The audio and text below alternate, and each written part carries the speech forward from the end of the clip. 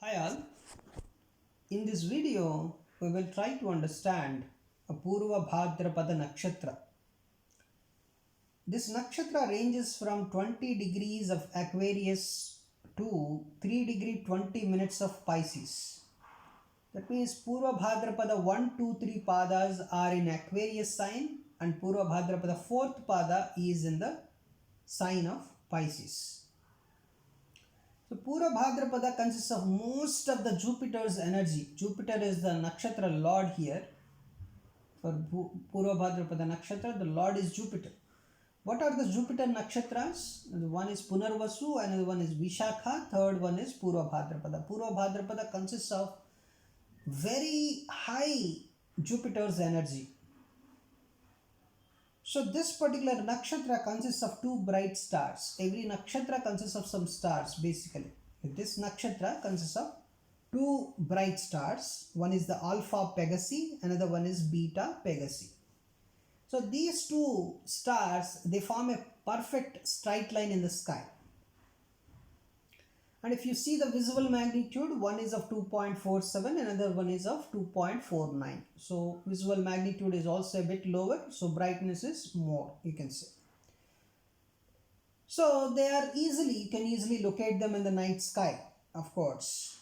But in the present world, it's full of, lights, then you need to go to a darker place just to observe this.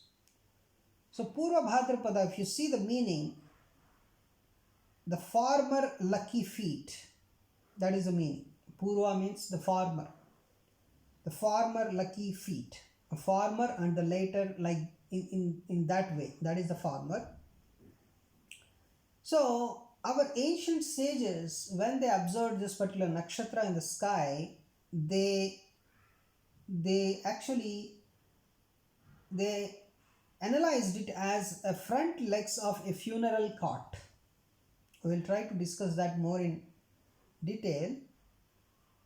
Its alternative name, the Purva Bhadrapada alternative name is Purva Prosthapada. There are different names, but what is the meaning?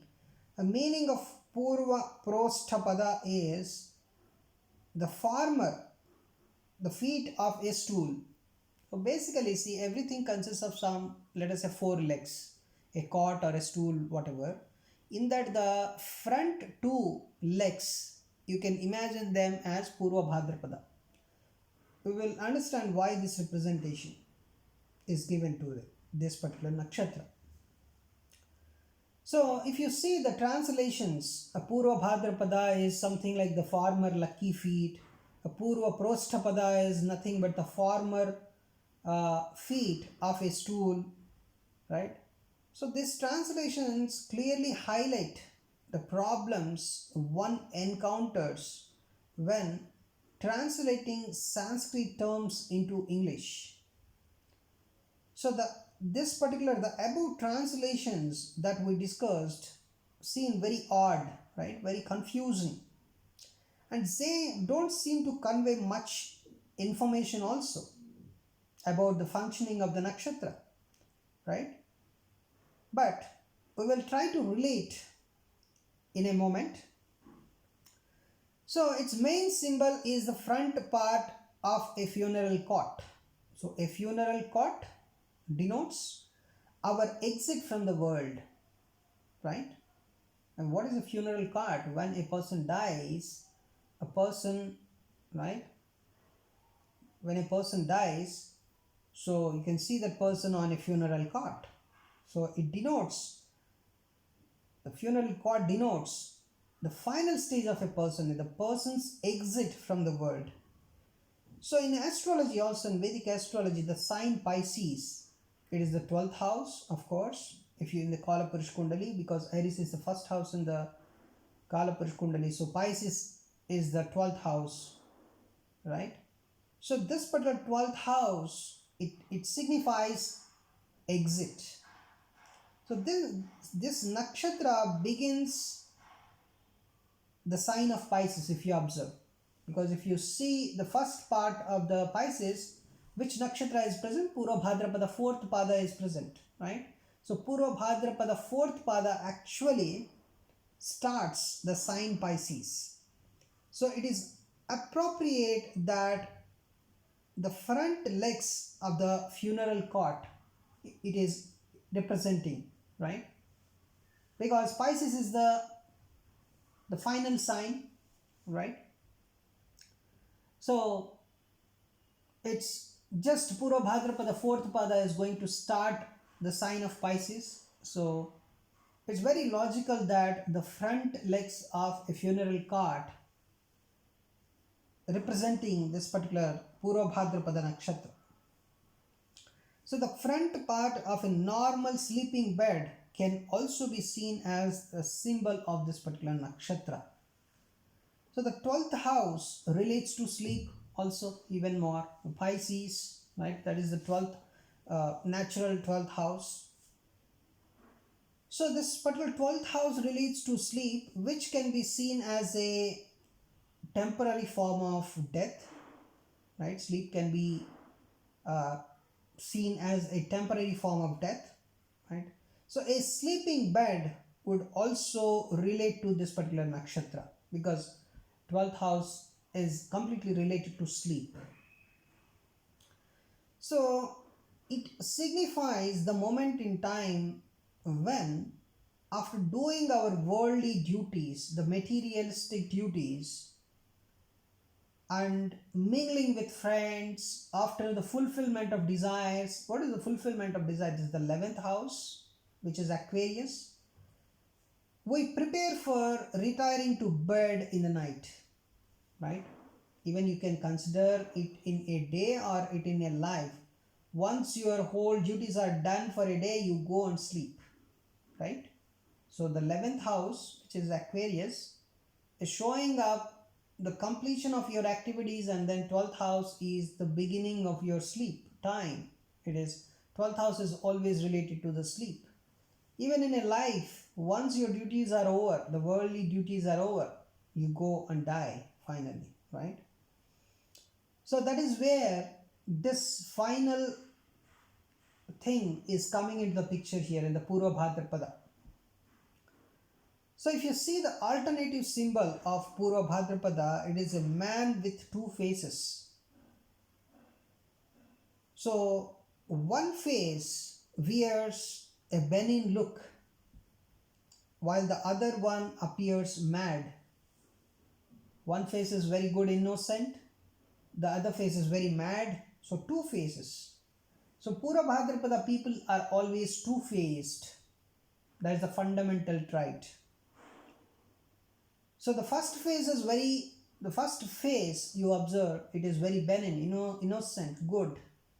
And the other face is very mad, violent, destructive. So this relates to the two-facing nature of this particular nakshatra. So one important observation I want to tell you, so the Purvabhadrapada energy always put up a normal, socially acceptable and cheerful front on the outside while holding its darker side inside at all times. This is the fundamental truth of Purvabhadrapada. So they appear very cheerful, very innocent, right? Very socially acceptable face they can keep. They can show up them as very normal, very cheerful in front of the world, but inwards there is a darker side always. That is Purvabhadrapada.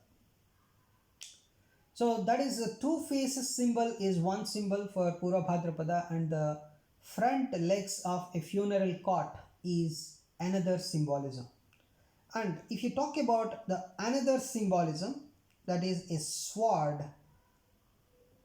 The sword is not a normal sword. The sword obviously, see, the sword is generally, it is always related to the cutting of the things. So the cutting of process is always relates to some, of course, may not be always, but it relates to the destructive, the dissoluting side of nature generally, right?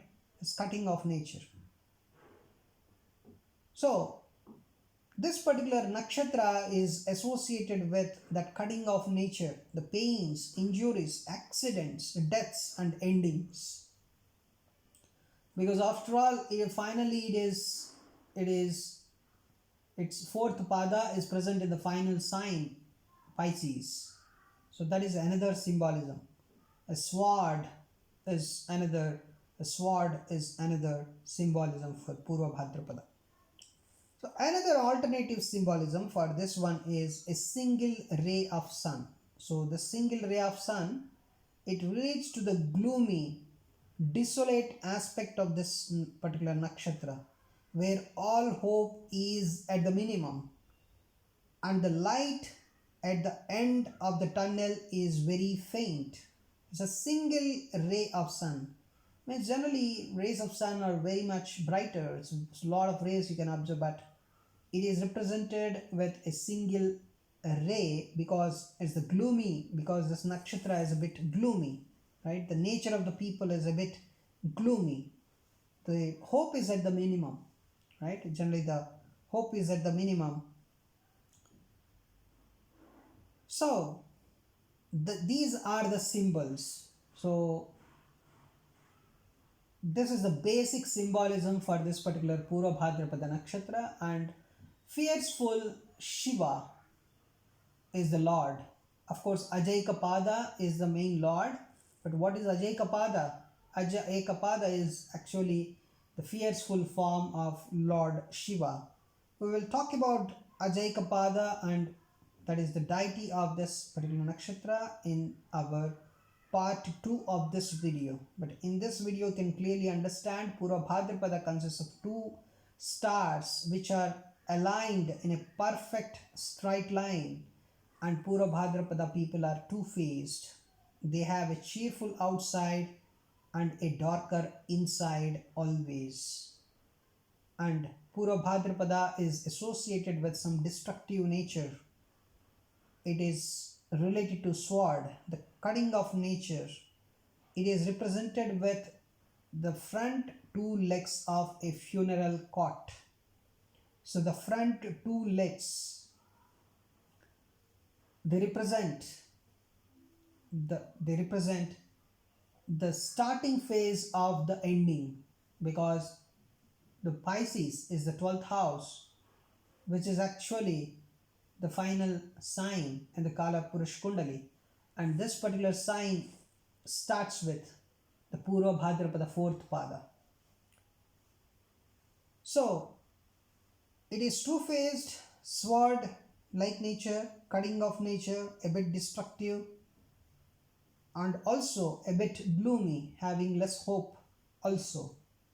So that is the energy, but this destructiveness is always present, and there are some very good qualities of this nakshatra that we will talk about them in our upcoming videos.